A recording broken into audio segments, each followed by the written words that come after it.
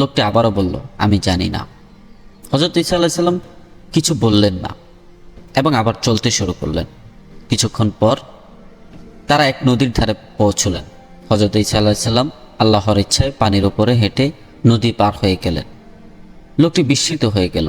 হযরত ঈসা আলাইহিস সালাম বললেন, আল্লাহর নামে বলছি, বলো তৃতীয় রুটিটি কে খেয়েছ? লোকটি এবারও বলল, আমি জানি না। অবশেষে তারা এক মরুভূমিতে পৌঁছলেন।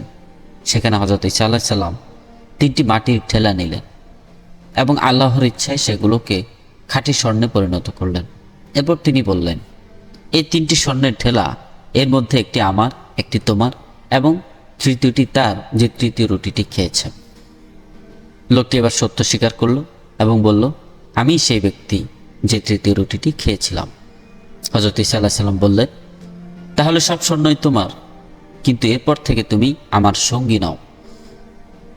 ঈসা আলাইহিস সালাম তাকে ছেড়ে চলে গেলেন। লোকটি খুব খুশি হলো এবং স্বর্ণের 3টি ঠেলা নিয়ে বসে পড়ল।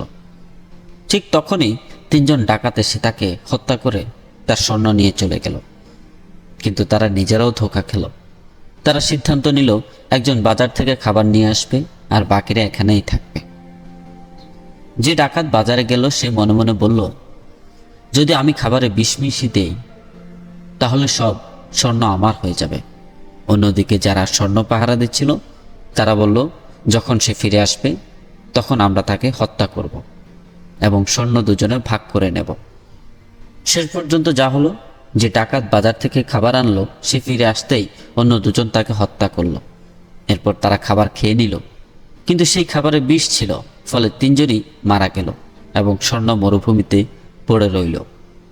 কিছুক্ষণ পর হযরত ঈসা আলাইহিস সালাম সেখানে এলেন এবং দেখলেন 3জনের লাশ পড়ে আছে আর স্বর্ণের ঠেলাগুলো পড়ে আছে।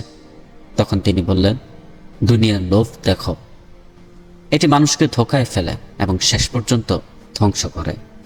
যাই হোক বন্ধুরা, আল্লাহর নবী হযরত ঈসা আলাইহিস সালাম এর এই চমকপ্রদ শিক্ষণীয় ঘটনা থেকে কি ইচ্ছা করে না তার জীবনী থেকে আরও কিছু শুনে আসি?